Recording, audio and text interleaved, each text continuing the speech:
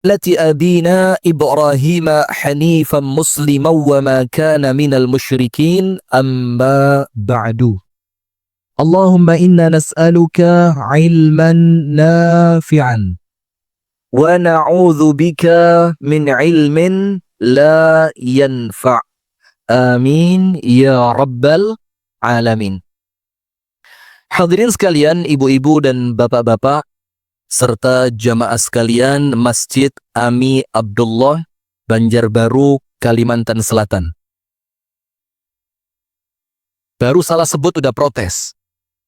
Banjarmasin, Kalimantan Selatan. Yang semoga kita bersama senantiasa dimuliakan dan dibimbing oleh Allah Subhanahu wa Ta'ala.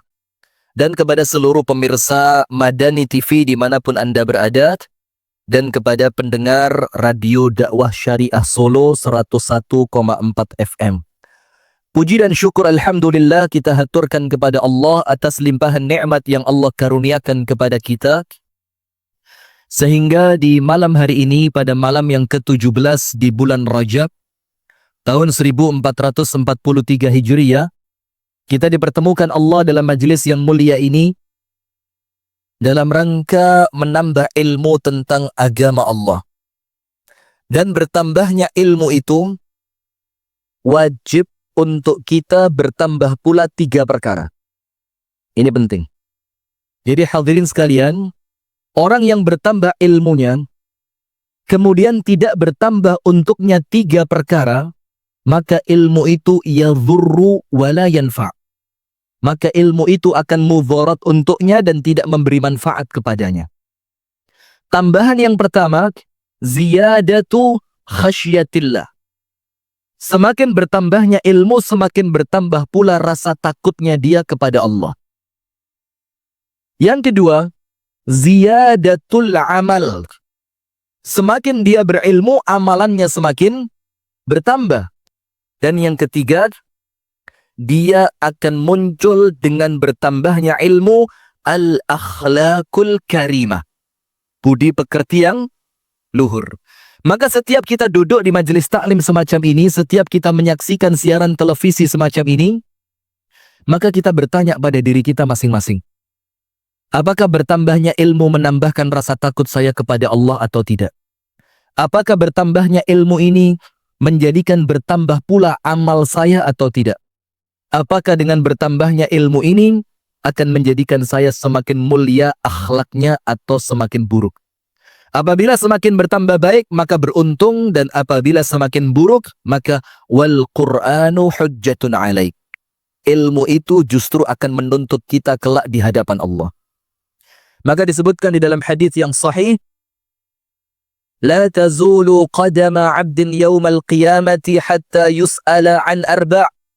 Kaki kita semua nanti, semua kaki kita ini tidak akan melangkah dan selesai urusannya pada hari kiamat kecuali setelah kita menjawab di hadapan Allah 4 pertanyaan. Maka enaknya pertanyaan akhirat itu oleh Allah pertanyaannya dikasih bocoran. Sudah dikasih bocoran, jawabnya masih susah. Coba pertanyaan alam kubur apa? Siapa Tuhanmu, siapa nabimu, apa kiblatmu, apa kitabmu, kan begitu. Itu pun masih banyak yang belum bisa jawab. Nah, pertanyaan di akhirat ini yang kaki kita tidak akan melangkah sampai kita menyelesaikannya itu 4. Nomor 1, an syababihi fima ablah. Usia mudanya digunakan untuk apa dan dihabiskan kemana? Muda itu mulai akil baligh sampai umur 40. Itu sama Allah ditanya secara khusus, mudamu kemana, usiamu engkau gunakan untuk apa? Yang kedua, wa an umrihi fima afna. Umur secara keseluruhan sampai meninggal dunia dimanfaatkan untuk apa? Dan yang ketiga, wa an malihi min aina tasabah wa fima anfaqah. Harta ditanya 2. Dapatnya dari mana? Dan keluarnya kemana? Maka harta itu rumusnya cuma 2, tidak ada 3. Apa itu? Halaluhu yuhasab wa haramuhu yu'aqab. Halalnya memberatkan hisab, Haramnya mendatangkan azab. Halalnya apa? Memberatkan hisab. Sampai dibilang sama Rasulullah, orang miskin di antara umatku masuk surga lebih cepat berapa? 500 tahun dibandingkan orang kaya. Kenapa orang kaya telat? Hitungannya banyak. Yang dihitung banyak. Kalau orang miskin mau ngitung apa? Sofa ndak punya, AC ndak punya. Iya kan? Ndak ada yang dihitung, maka cepat selesai. Nah, maka yang ketiga, harta dapat dari mana, keluar kemana. Dan kemudian yang keempat, ini untuk kita semua, wabil khusus untuk saya pribadi, wa an ilmihi madza amila bih. Ilmunya digunakan untuk apa? Nah, maka ketika kita duduk semacam ini, ayo kita sambil muhasabah. Ini ilmu nambah saya dekat kepada Allah atau tidak? Kalau tidak, maka antum tahu wasiatnya ibunda Al-Imam Sufyan Ats-Tsauri. Jadi ibunya Imam Sufyan Ats-Tsauri itu pekerjaannya sebagai tukang jahit. Ketika Imam Sufyan Ats-Tsauri sampai usia 6 tahun, oleh ibunya disuruh keluar rumah. Ukhruj ya bunayya watlubil ilm. Nah, tidak pantas anak seusia kamu 6 tahun masih di rumah. Sama ibunya dibilang apa? Utlubil ilm, cari ilmu. Dalam keadaan Imam Sufyan Ats-Tsauri mengerti, mencari ilmu itu membutuhkan uang yang banyak. Maka Imam Syafi'i mengatakan orang itu tidak akan mendapatkan ilmu kecuali dengan 6 perkara. Salah satunya apa? Bulghah. Bulghah itu uang. Maka Imam Sufyan Ats-Tsauri tanya kepada ibunya, Bu, kita orang miskin. Dari mana biaya untuk mencari ilmu? Apa kata ibunya? Lihat ibu-ibu. Wa ana akfika bimighzali. Semua hasil jahitanku aku gunakan untuk pendidikanmu. Masya Allah. Coba. Ibunya ndak ribut shopping. Ada di Banjarmasin shopping. Ndak ribut ganti gamis baru. Ndak ribut ganti suami baru. Nggak ribut ganti pengen kuliner ke sana, pengen rekla. Karena apa? Investasi terbesar itu pada anak-anak kita. Betul nggak? Kalau kita tua, siapa yang merawat kita? Kalau kita meninggal, siapa yang kirim pahala buat kita? Anak-anak kita. Sampai Al-Imam Asy-Syafi'i ketika menafsirkan surah An-Najm, wa allaysa lil insani illa ma sa'a. Manusia tidak akan mendapatkan apapun kecuali apa yang telah dia kerjakan. Jadi amalannya orang lain antum nggak akan dapat pahalanya. Wala taziru waziratun wizra ukhra. Termasuk dosanya orang lain antum tidak akan ditanya tentangnya. Kecuali satu, kata Imam Syafi'i. Illal walad. Kecuali anak. Wal waladu min kasbi abih. Karena anak itu hasil kerja keras orang tuanya. Maka apapun amal kebaikan yang dilakukan oleh seorang anak, maka orang tua otomatis dapat pahalanya diniatkan ataupun tidak. Masya Allah. Maka kalau punya anak cuma satu, rugi. Loh Ustaz, iya kalau punya anak banyak semuanya baik. Loh ikhtiar dong, ikhtiar. Siapa yang menentukan hasil dari ikhtiar kita? Allah. Yang penting kita punya pahala berikhtiar. Faham ya? Nah, maka ketika Imam Sufyan Ats-Tsauri keluar mencari ilmu, sebelum berangkat oleh ibunya dinasehati. Apa nasihatnya? Nak, idza katabta asyrata ahrufin, ketika engkau telah memiliki 10 ilmu saja. Jadi orang zaman dulu kan belajar ayat berapa? Belajar Al-Quran berapa? 10 ayat. 10 ayat, 10 ayat, 10 ayat. Maka ibunya bilang, idza katabta asyrata ahruf, kalau kamu telah faham 10 ilmu, fanzur fi nafsik, lihat di dalam dirimu. Apakah bertambah tawadhu? Apakah bertambah rasa takut kepada Allah? Apakah bertambah rasa takutmu kepada Allah? Apakah bertambah amalmu? Sekiranya tidak, maka pulanglah karena ilmu mudarat dan tidak mendatangkan manfaat. Coba lihat, ini ibu yang luar biasa. Nah, maka kita bersyukur kepada Allah dipertemukan dalam majelis yang mulia ini, dan kita ketemu bukan untuk perkara lain, kita ketemu untuk ilmu. Dan mudah-mudahan pertemuan kita ini mendatangkan ridho dari Allah. Allahumma amin. Salawat beriring salam semoga tercurah dan terlimpahkan kepada uswah kita, suri tauladan kita, Nabi besar Muhammad sallallahu alaihi wa alihi wa sahbihi wasallam. Beserta seluruh keluarganya, beserta seluruh sahabatnya, beserta seluruh istrinya, dan seluruh pengikutnya yang setia menjalankan sunnah ila yaumil qiyamah. Hadirin sekalian, Ini malam saya mau serius. Saya mau serius. Kecuali terpaksa nanti bercanda. Tapi nampaknya banyak terpaksanya ini. Kita mau berbicara tentang apa? 10 kunci untuk orang yang menginginkan bahagia. Jadi 10 kunci bahagia yang Allah letakkan di dalam surah Al-Insyirah. Surat apa? Al-Insyirah. Atau kalau kita bilang surat Alam Nasyrah. Ada berapa ayat? Ada berapa ayat? 24 ya? Hah? Kebanyakan berapa? Antum Alam Nasyrah aja masih khilaf loh ya. Ini urusan Alam Nasyrah aja khilafiyah ini. 8 ayat. Dari 8 ayat itu kita akan mengeluarkan 10 kunci bahagia.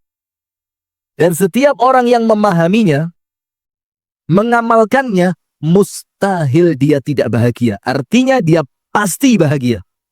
Ustadz, kenapa berani sekali memastikan? Iya, karena yang memberikan jaminan bukan Ustadz, tapi Allah Subhanahu wa Ta'ala. Nah, sampai antum tahu hadirin, dan pemirsa Madani TV dimanapun Anda berada, kemudian pendengar RDS Solo 101,4 FM, sebagian ulama tafsir memberi nama surat Al-Insyirah atau surat Asy-Syarah atau surat Alam Nasyrah, itu sebagian ulama tafsir mengganti namanya. Bukan Al-Insyirah, bukan Asy-Syarah, bukan Alam Nasyrah. Diganti apa? Suratu As-Sa'adah. Diganti apa? Suratu As-Sa'adah. Surat kebahagiaan. Bahkan sebagian di antara ulama sampai memberi wasiat. Kalau kalian dalam keadaan pening, sumpek, galau, apalagi pening, sumpek, galau, lagi muyak gitu ya. Lagi muyak, Allahu Akbar, keluar banjarnya ya. Pokok lagi sumpek sudah, sumpek, pening ini, gak tahu kenapa ini kok pikiran gak enak begini. Sebagian ulama bilang apa? Baca berulang-ulang surat Alam Nasyrah, maka engkau akan mendapatkan kelapangan.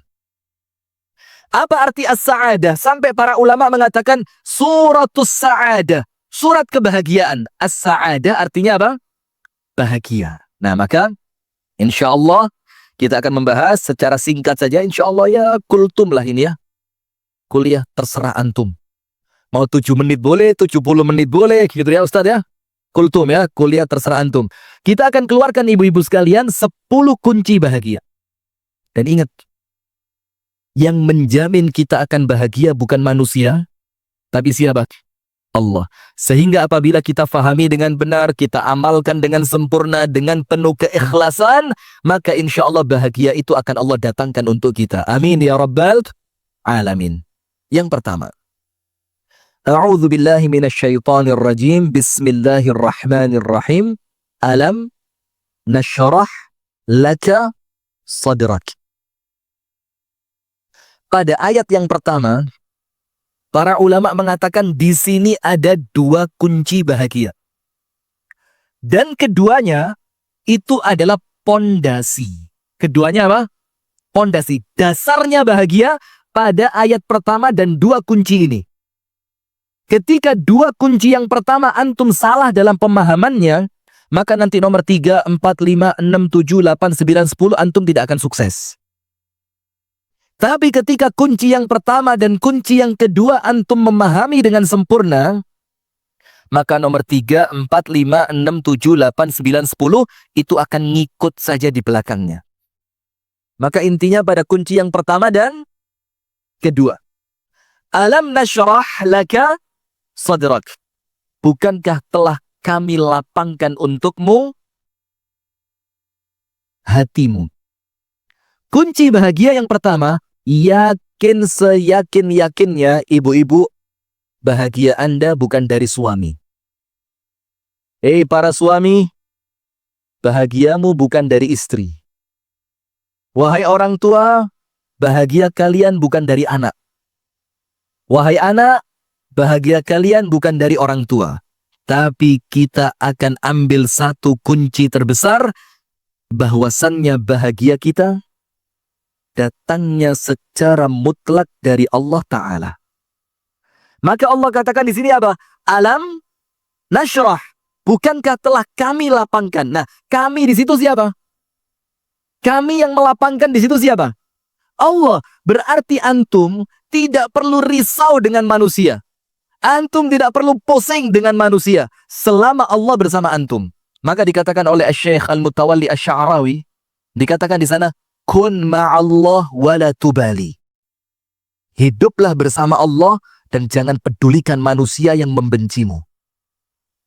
Kenapa? Ketika kita memiliki Allah, maka kita memiliki segalanya. Tapi ketika kita kehilangan Allah, maka kita kehilangan segalanya. Maka lebih baik memiliki Allah kehilangan manusia dibandingkan kita mengejar ridhonya manusia dalam keadaan kehilangan Allah Ta'ala. Paham sampai sini? Nah, maka hadirin, bahagia Anda itu mutlak Allah yang memberi. Antum tahu ucapan Al-Imam Al-Hafidh Ibnu Katsir? Al-Imam Ibnu Katsir mengatakan, inna sa'adata makhluqun min makhluqatillahi ta'ala. Yaj'aluhu fi qalbi man yasha' fayas'ad. Wa yanzi'uhu min qalbi man yasha' fayashqa. As-sa'adah, bahagia itu, antum tahu enggak? Ini makhluk ciptaannya Allah. Jadi Allah ciptakan manusia, Allah ciptakan perbuatan manusia, termasuk Allah ciptakan perasaan yang ada dalam hati, itu Allah yang ciptain. Termasuk di dalamnya apa? Bahagia. Berarti Allah ciptakan kebahagiaan, dan apa yang terjadi? Yaj'aluhu fi qalbi man yasha'. Allah akan masukkan bahagia itu ke dalam hati seorang manusia. Fayas'ad, maka dia akan bahagia apapun yang terjadi. Apapun yang terjadi. Mau tak kasih cerita? Nabi Yusuf alaihi salam, ketika digoda oleh perempuan cantik, penguasa, istri dari penguasa Mesir yang namanya Zulaikha. Cantik jelita. Aroma parfum luar biasa. Tempat untuk berzina sudah tersedia. Ketika dipanggil, hai talak, Yusuf, sini yuk. Apa jawabannya? Ma'adzallah innahu rabbi ahsana mathwai. Aku berlindung kepada Allah dan aku tidak akan mengkhianati tuanku yang telah berbuat baik kepadaku. Sudah. Sampai singkat cerita, ditarik bajunya koyak dari belakang sampai terakhir Yusuf dimasukkan ke dalam penjara.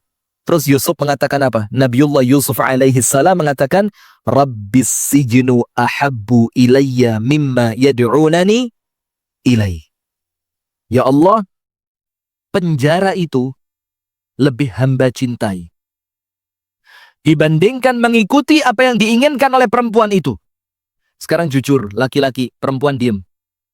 Jawab, enak masuk penjara apa enak tidur bareng perempuan? Jawab, nggak usah basa-basi.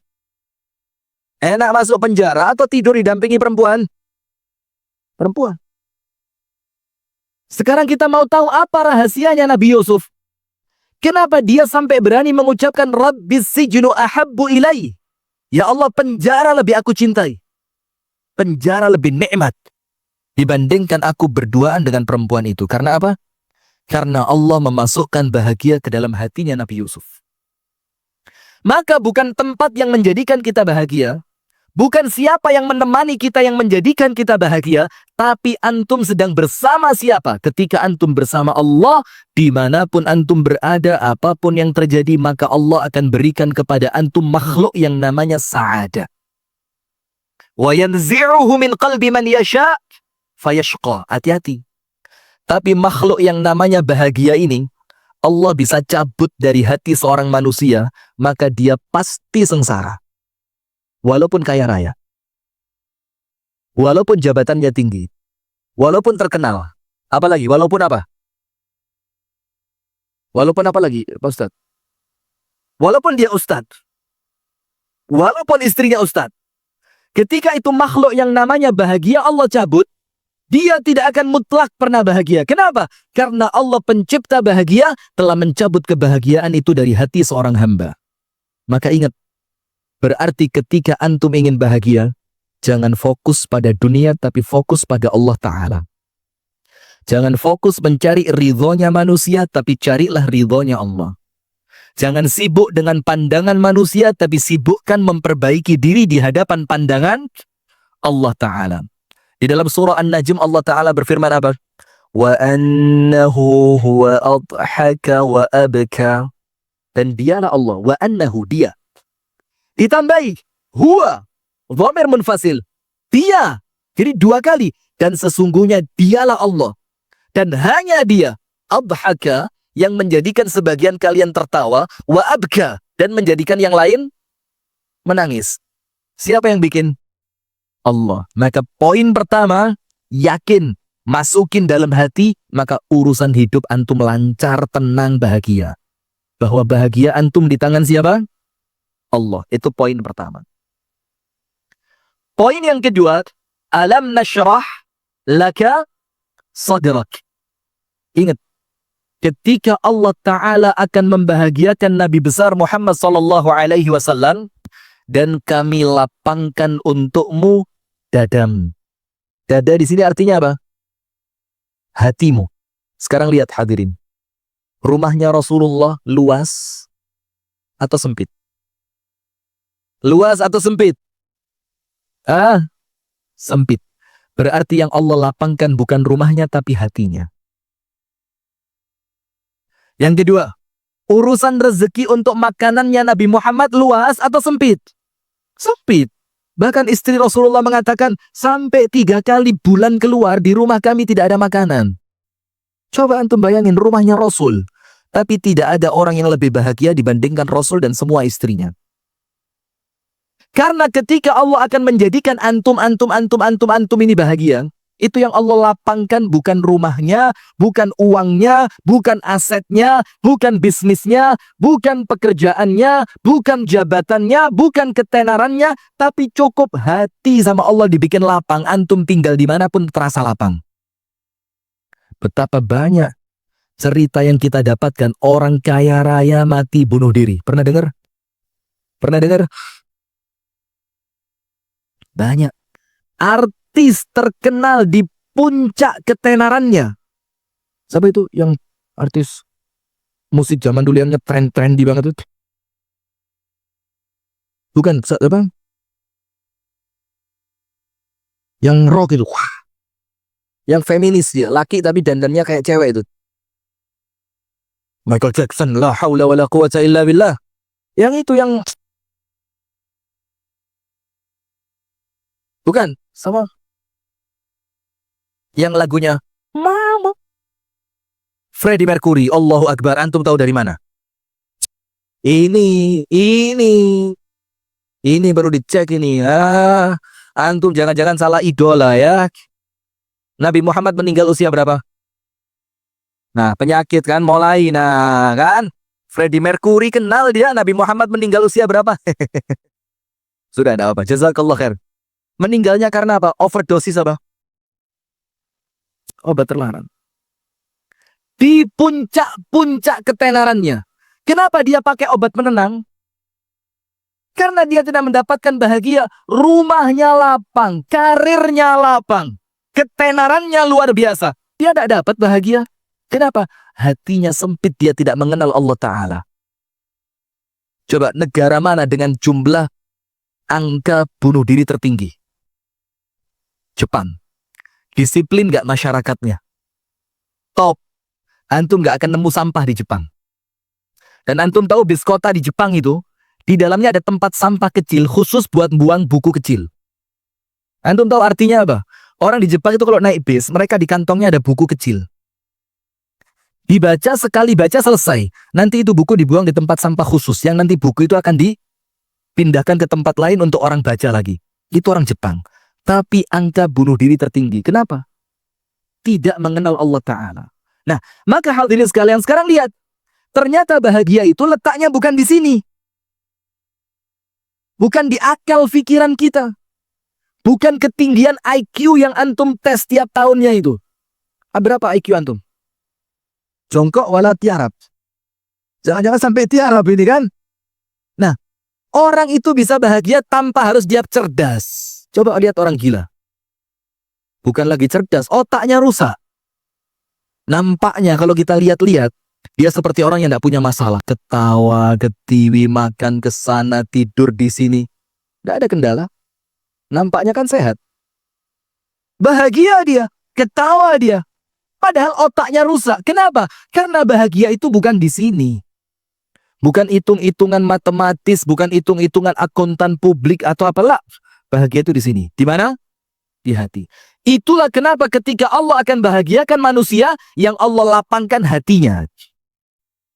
Karena kalau hati sudah lapang, apapun yang terjadi tenang dia. Apa kata Kiai Haji Abdullah Kim Nasir?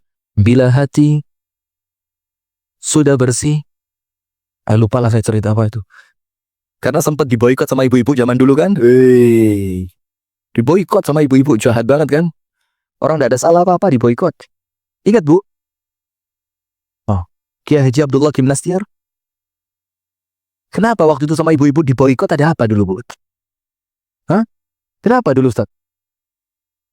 Kenapa Bu? Itu artis yang berzina diidolakan, Ustadz yang nikah resmi dimarahin. La haula wala quwata illa billah. Hati-hati ibu-ibu. Sudah, kita lanjutkan. Maka yang Allah lapangkan apa? Hatinya. Itulah kenapa antum tahu? Ala bidzikrillahi tatma'innul qulub. Kalau orang itu gemar berzikir kepada Allah, yang tenang akalnya atau hatinya? Yang tenang akal atau hati? Hati. Itulah kenapa Rasulullah bersabda, ala fa inna fil jasadi mudghah. Idza saluhat saluha sairul jasad wa idza fasadat fasada sairul jasad. Ala wa hiyal qalb. Ketahuilah dalam fisik kalian ada segumpal daging atau darah. Kalau segumpal darah itu baik, semuanya baik. Kalau segumpal darah itu buruk, semuanya buruk. Apa segumpal darah itu? Hati. Nah, maka hadirin sekalian, saya mau tanya sekarang. Kenapa Allah tidak meletakkan kebahagiaan itu di dalam kekayaan? Kenapa? Jawab. Yang miskin-miskin ya. Kenapa Allah tidak letakkan bahagia di dalam kekayaan? Isya. Berhak? Bagus, satu. Layak dapat dua. Yang lain? Kenapa Allah tidak meletakkan bahagia dalam kekayaan? Ibu-ibu silakan. Kebiasaan. Ibu-ibu kalau ngomong jadi satu ngomong semua. Sendiri diem. Itulah kenapa perempuan ini mesti butuh teman dia. Nah sudah. Karena apabila Allah letakkan bahagia di dalam kekayaan, artinya Allah tidak adil. Kenapa?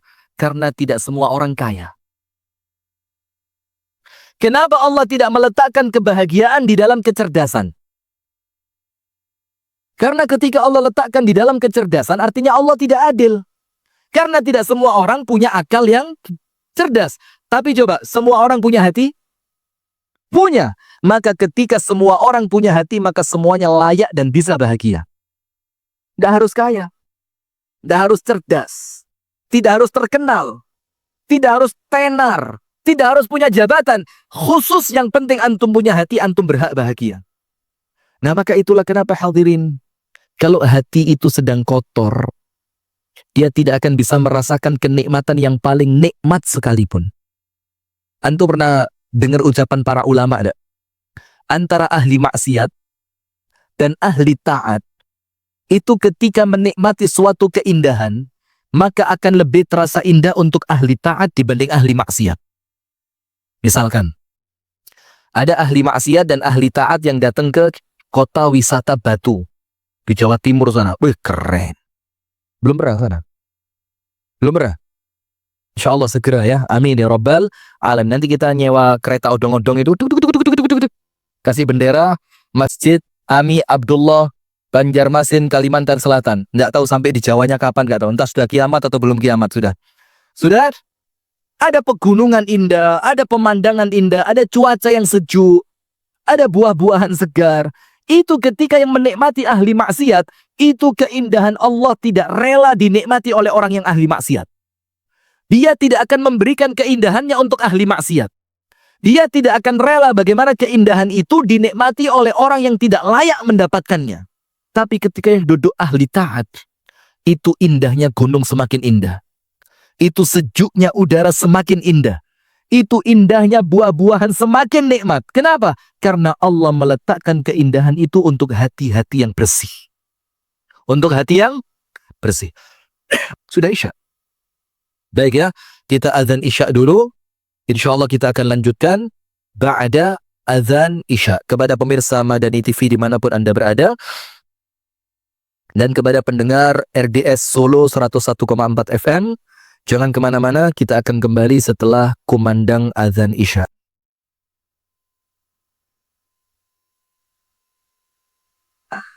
Anka wizrak. Poin yang ketiga adalah, ketika Allah ingin membahagiakan seorang manusia, maka Allah akan membersihkan darinya dosanya.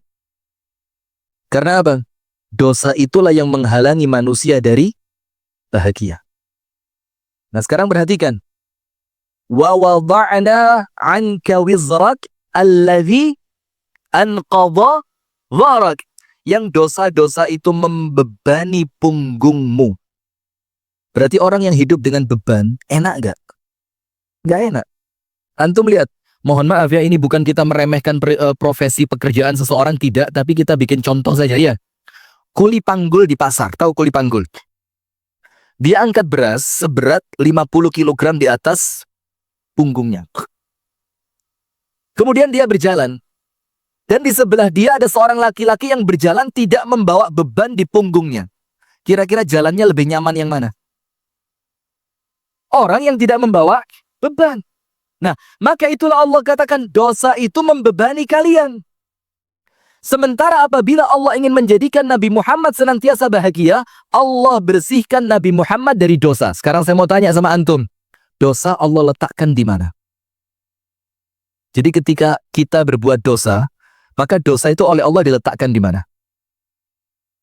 Di hati. Kalau zaman kita SD dulu katanya di pundak sini. Kalau pahala di pundak kanan, kalau dosa di pundak kiri. Katanya kalau banyak dosanya nanti jalannya begini. Tapi saya tidak pernah lihat imam masjid jalannya begini, juga nggak pernah. Karena pahalanya lebih banyak, nggak ada. Dosa itu Allah letakkan di mana? Hati. Apa dalilnya? Rasulullah sallallahu alaihi wa sahbihi wasallam bersabda, "Idza adznaba al-'abdu nukita fi qalbihi nuktatun sauda." Apabila seorang hamba melakukan dosa, Allah akan berikan satu titik hitam di dalam hatinya. Sudah paham ya? Di mana? Hati. Sekarang bahagia tadi oleh Allah diletakkan di mana? Hati. Berarti tempatnya satu. Yang mau masuk ada berapa? 2. Ketika tempat ini sudah terlanjur penuh dengan dosa, kira-kira ada nggak tempat untuk bahagia masuk ke dalamnya? Nah, paham sampai sini? Berarti kalau Anda ingin bahagia, tempatnya harus dikosongkan dulu. Dikosongkan dari apa? Dari dosa. Itulah hadirin. Kaitan antara orang yang banyak istighfar dan bahagia. Rasul mengatakan apa? Man lazimal istighfara ja'alallahu lahu min kulli hammin faraja wa min kulli dhiqin makhraja wa razaqahu Allahu min haitsu la yahtasib. Orang yang melazimkan beristighfar tidak pernah berhenti istighfar. Allah kasih 3.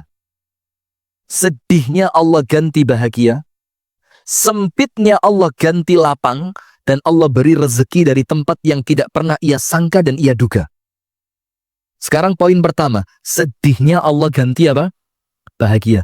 Kenapa orang yang banyak istighfar Allah jadikan dia bahagia? Istighfar itu fungsinya apa? Membersihkan hati dari dosa. Semakin banyak istighfar, hati akan semakin kosong dari dosa. Ketika tempatnya itu sudah kosong, tidak ada yang akan Allah masukkan kecuali bahagia. Berarti apa? Sekarang tergantung antum pribadi. Mau memenuhi tempat itu dengan dosa, atau ingin menjadikan tempat untuk bahagia lapang di dalamnya. Terserah antum masing-masing. Nah itu poin yang ketiga. Berarti ketika Anda ingin mendapatkan kebahagiaan, maka jangan sampai kemudian Anda melakukan dosa. Ustadz, saya manusia, Ustaz. Saya manusia. Di mana Allah katakan bahwasannya manusia itu adalah orang yang senantiasa melakukan salah dan dosa. Wa khuliqal insanu dha'ifa. Kullu bani Adam khata'. Setiap manusia pasti melakukan. Terus bagaimana kalau saya tidak boleh berdosa? Silahkan berdosa tapi jangan lupa istighfar. Walladzina idza fa'alu fahishatan aw zalamu anfusahum dzakarullah fastaghfaru lidzunubihim. Yaitu orang-orang yang Allah cintai itu, setelah mereka melakukan dosa dan melakukan perbuatan yang Allah larang, dzakarullah, langsung ingat sama Allah. Dan seketika itu mereka langsung beristighfar. Allah ampuni tidak? Allah pasti ampuni. Belum ada cerita orang tobat sama Allah ditolak. Sampai antum tahu seorang laki-laki di zaman Nabi masih muda. Laki-laki itu bilang begini, ya Rasulullah, in ana aznabtu fama alai. Kalau saya berbuat dosa, saya dapat apa? Rasul bilang, nukita fi qalbika nuktatun sauda. Allah kasih satu titik hitam di dalam hatimu. Terus dia tanya, wa in tubt, kalau saya tobat bagaimana? Rasulullah bilang, dihapus oleh malaikat untukmu. Oh, dihapus, ya. Kalau setelah dihapus, aku berdosa lagi. Apa Rasul katakan? Ditulis lagi oleh malaikat satu titik hitam. Ya Rasul, setelah ditulis untuk yang kedua kali, saya tobat lagi. Apa kata Rasulullah? Ya dihapus lagi. Setelah dihapus yang kedua, saya berdosa untuk yang ketiga kalinya. Apa Rasul katakan? Ya ditulis lagi satu titik hitam. Tapi ya Rasul, setelah berdosa yang ketiga, saya tobat lagi. Apa Rasul katakan? Ya dihapus lagi. Dia tanya lagi, setelah dihapus yang ketiga, saya sampai tidak berhenti. Akhirnya Rasulullah katakan apa? Wallahu la yamallu hatta tamallu. Allah tidak pernah bosan mengampuni kalian sampai kalian berhenti minta ampun. Subhanallah, lihat. Nah, maka artinya karena kita ini manusia yang tidak pernah luput dari dosa, dan kita ngerti semakin banyak dosa, semakin susah bahagia, maka dosanya diimbangi dengan apa? Istighfar. Ittaqillaha haitsuma kunt wa atbi'is sayyi'atal hasanata tamhuha wa khaliqin nasa bi khuluqin hasanin. Betul tak? Bertakwalah kamu kepada Allah dimanapun kamu berada, dan iringi perbuatan buruk dengan perbuatan baik sebagai penghapusnya.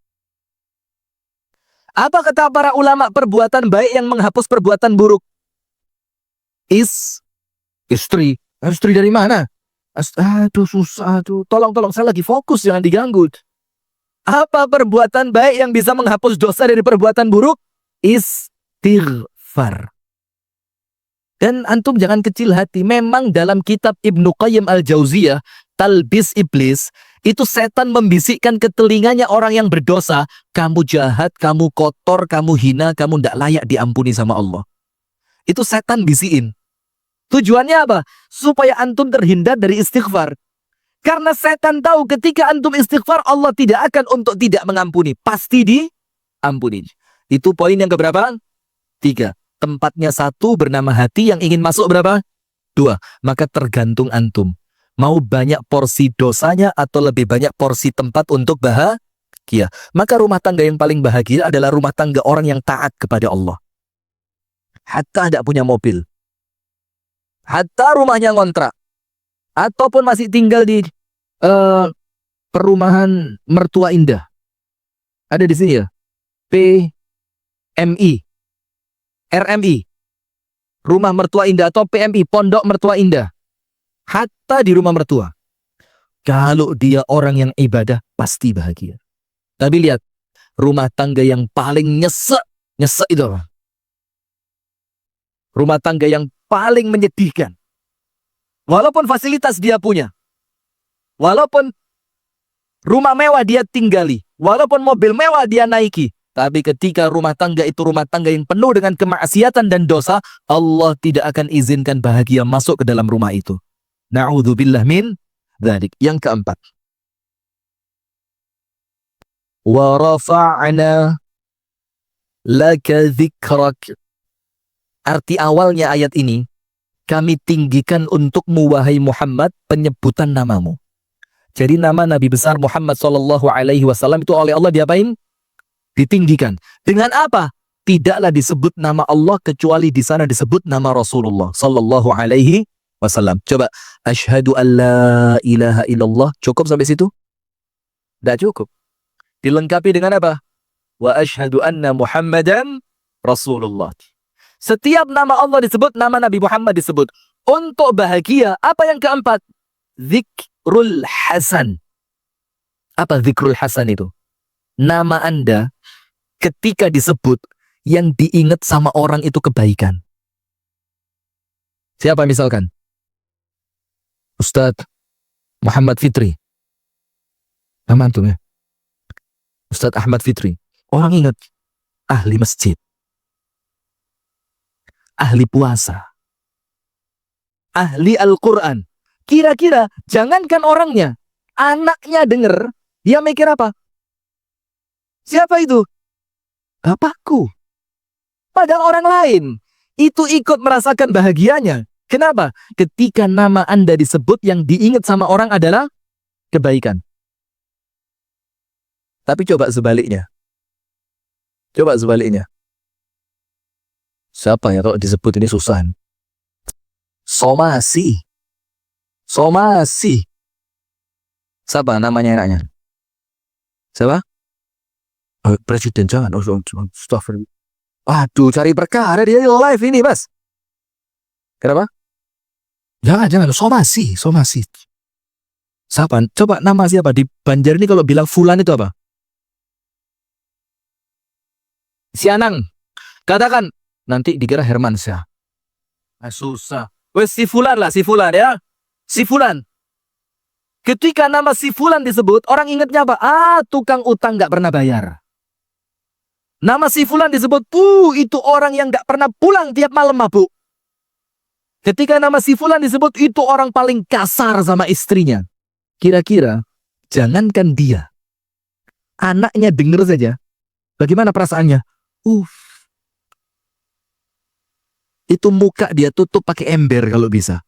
Kenapa? Padahal bukan dia yang jahat. Yang jahat siapa?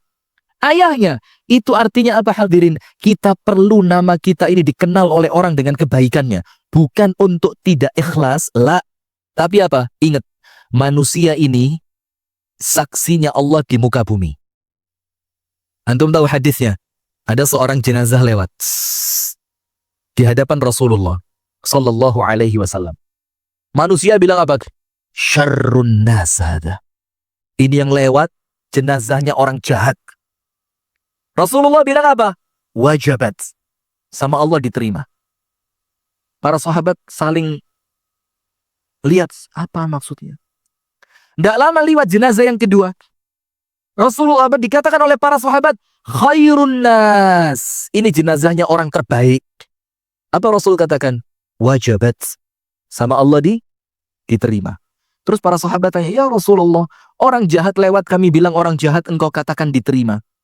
Orang baik lewat kami bilang dia orang baik, engkau katakan diterima. Apa maksudmu diterima ya Rasul? Apa Rasul katakan? Antum, kalian ini manusia, syuhada'ullahu fil ardi. Syuhada'ullahi fil ardi. Kalian ini saksinya Allah di muka bumi.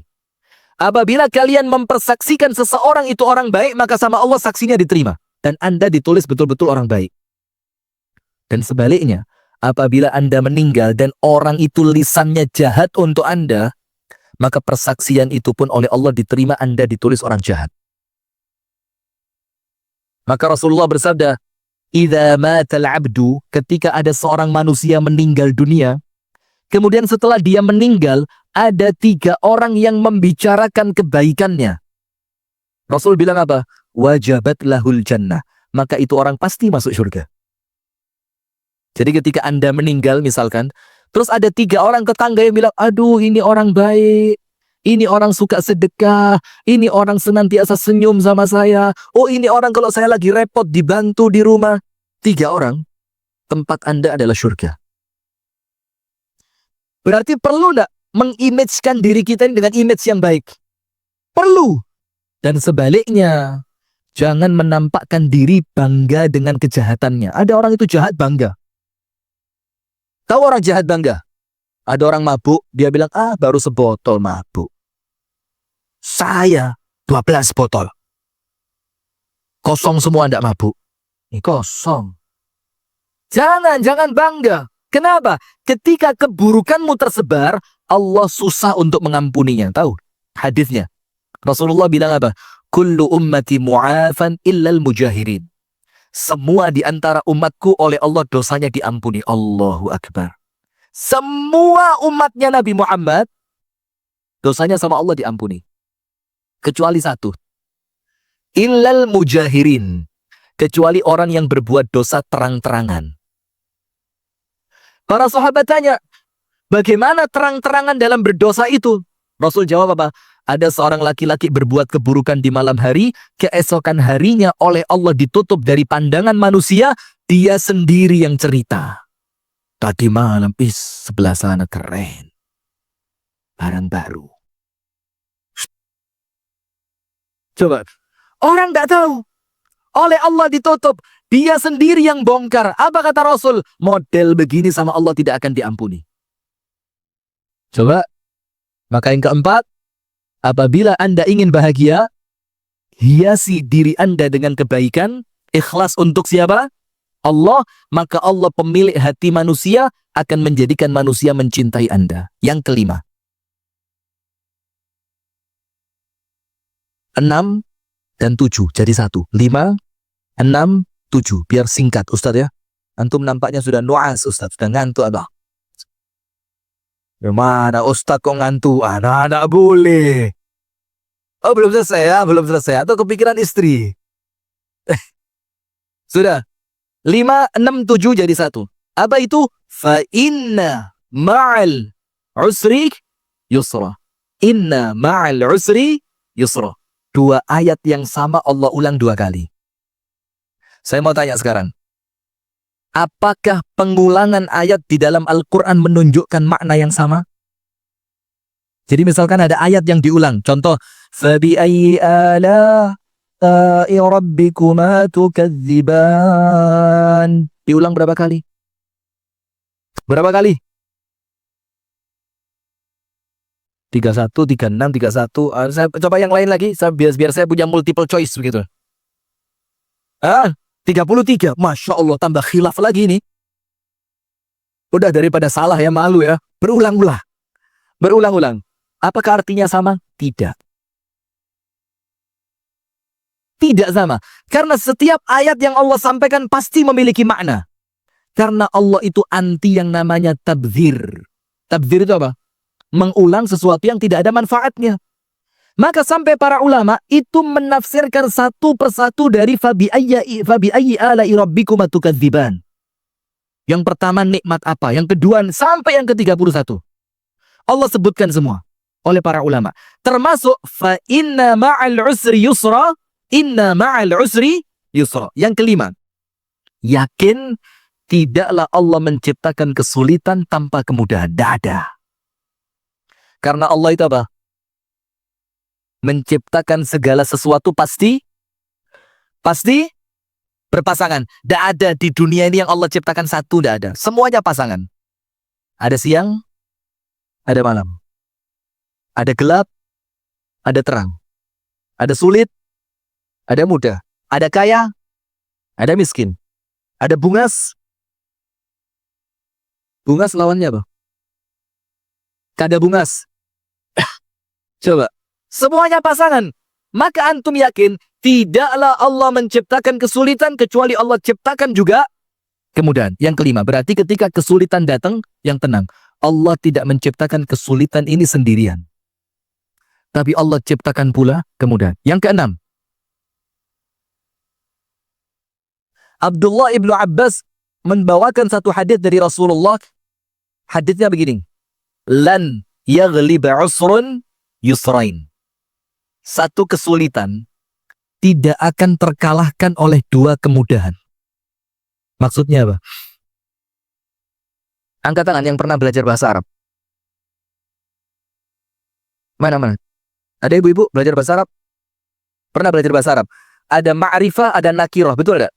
Salah satu ciri isim ma'rifah itu ada alif dan lam. Fungsi ma'rifah, susah. Faham gak ini? Fungsi ma'rifah itu menunjukkan apa? itu ketika diulang berkali-kali maka jumlahnya tetap satu. Itu ma'rifah. Sementara nakirah itu idza takarrarat ta'addadat.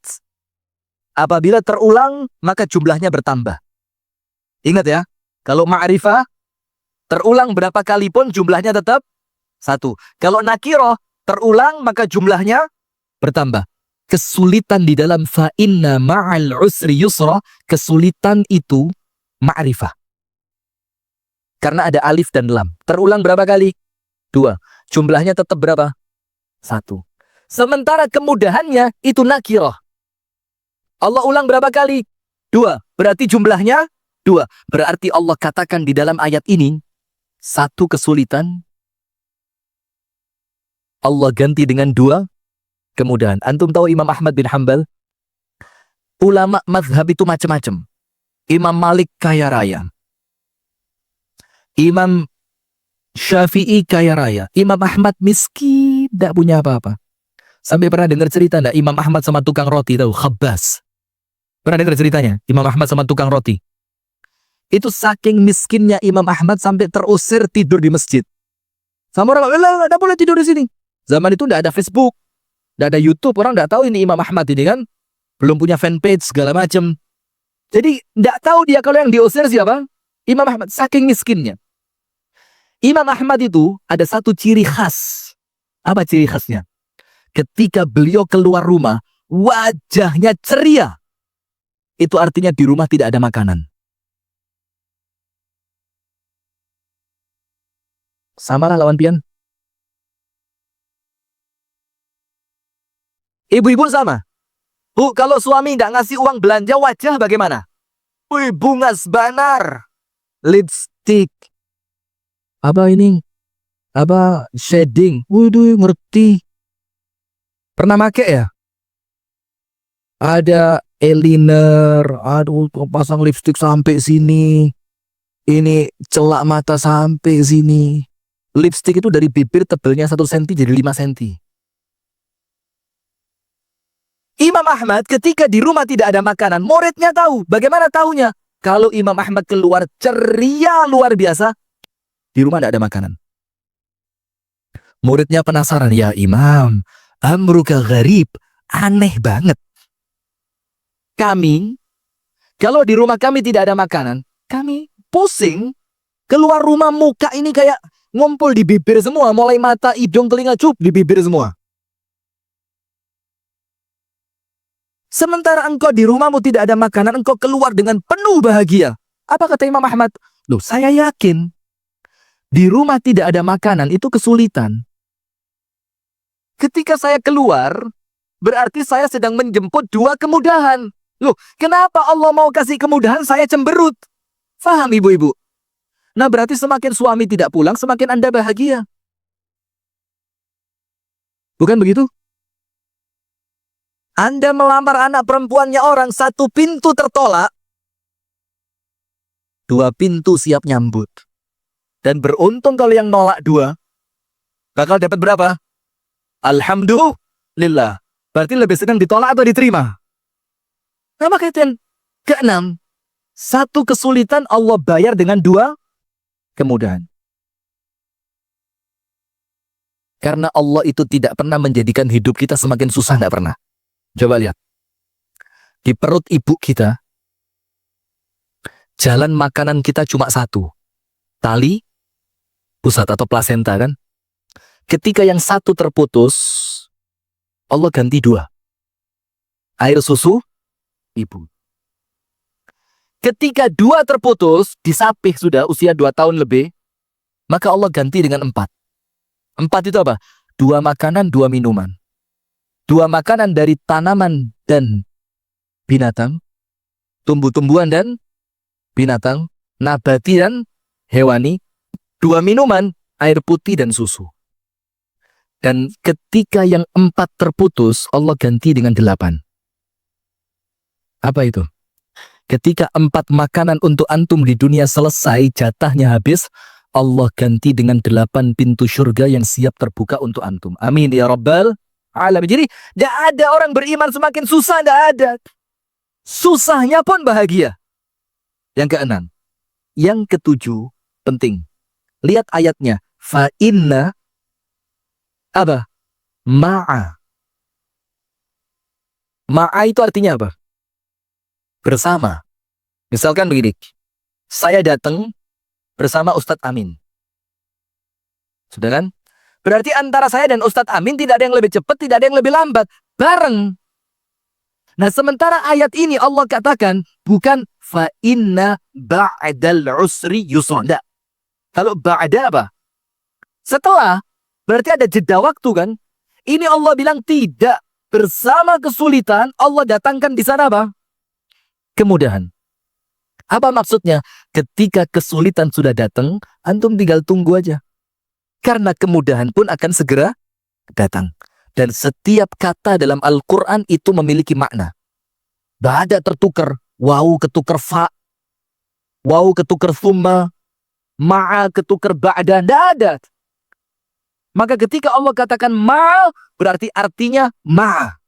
Apa itu? Datangnya kesulitan dibersamai oleh datangnya kemudahan. Sekarang 8, 9, 10. Terus Allah Ta'ala katakan pada ayat yang berikutnya, fa inna ma'al usri yusra, inna ma'al usri yusra. Yang ke-8, fa idza faraghta fansab. Apa arti fa idza faraghta? Ketika engkau dalam keadaan kosong. Faragh itu apa? Kosong. Kosong itu apa? Tidak ada aktivitas. Maka orang ketika ingin bahagia, manfaatkan waktu kosongmu untuk kebaikan. Iya enggak? Maka begini. Faragh itu kosong. Sekarang lihat. Ini jujur ya. Semuanya insya Allah sepakat. Pemirsa Madani TV, pendengar RDS Solo, insya Allah semuanya sepakat. Apa itu? Kita ini hadirin berjalan menuju kematian. Iya apa enggak? Ada orang semakin hari semakin panjang umur? Tidak ada. Semakin hari dia menghabiskan apa? Jatah umurnya dia kan? Berarti semakin kita melangkah, semakin kita mendekati kematian. Dan ingat, ketika semakin kita mendekati kematian, artinya apa? Artinya, ketika kita lewatkan kesempatan itu dalam berbuat kebaikan, maka kita kehilangan kesempatan dapat pahala dan tidak bisa kembali. Maka orang yang bahagia adalah orang yang senantiasa mengisi waktunya dengan kebaikan. Maka Rasul mengatakan, ni'matani maghbunun fihima katsirun minan nas. Ada dua nikmat yang dengan dua nikmat ini manusia banyak tertipu. As-sihhatu wal faragh. Nikmat sehat dan nikmat waktu luang. Maka ketika waktu luang tidak digunakan untuk kebaikan, maka akan dimanfaatkan oleh setan untuk Anda berbuat keburukan. Dan itu rumus sudah. Karena kalau tidak pahala pasti dosa. Itu yang ke-8. Jadi senantiasa gunakan waktu untuk kebaikan. Maka kalau ngelihat orang nganggur itu ya Allah, itu rasanya dalam hati, itu pengen tak ambil aja waktu kamu itu. Kasihin buat saya. Tapi nampaknya dia rokokan, gitaran, jeng, pacaran, apalagi catur, itu somasi. Catur. Walhasil yang lebih keren lagi, mancing. Mancing. Setengah jam gak dimakan sama ikan. Maka itulah saya bilang, satu orang yang hidupnya tidak akan pernah maju. Orang yang suka mancing.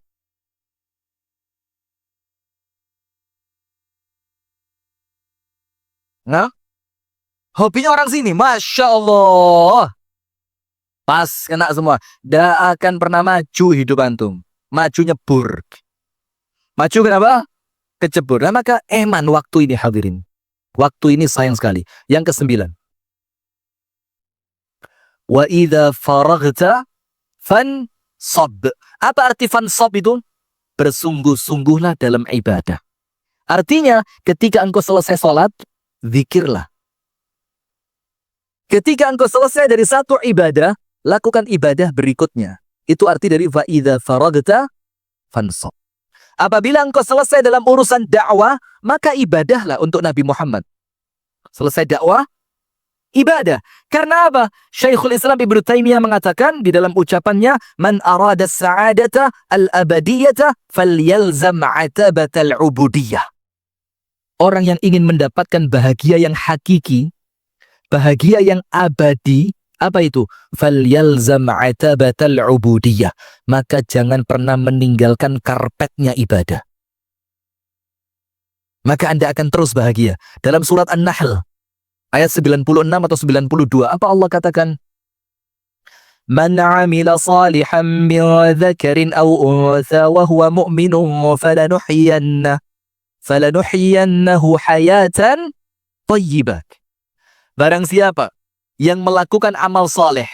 Amal soleh itu ibadah, baik laki-laki maupun perempuan. Wa huwa mu'min, dan pendorong dari amalnya itu iman kepada Allah. Apa Allah bilang? Falanuhyiyannahu, pasti dan pasti kata Allah, kami akan berikan untuknya kehidupan yang bahagia. Yang terakhir, yang ke-10, wa ila rabbika farghab. Apa artinya? Ikhlas hanya menuju untuk Allah. Selesai. Karena orang itu apabila ikhlas, dia tidak pernah kecewa.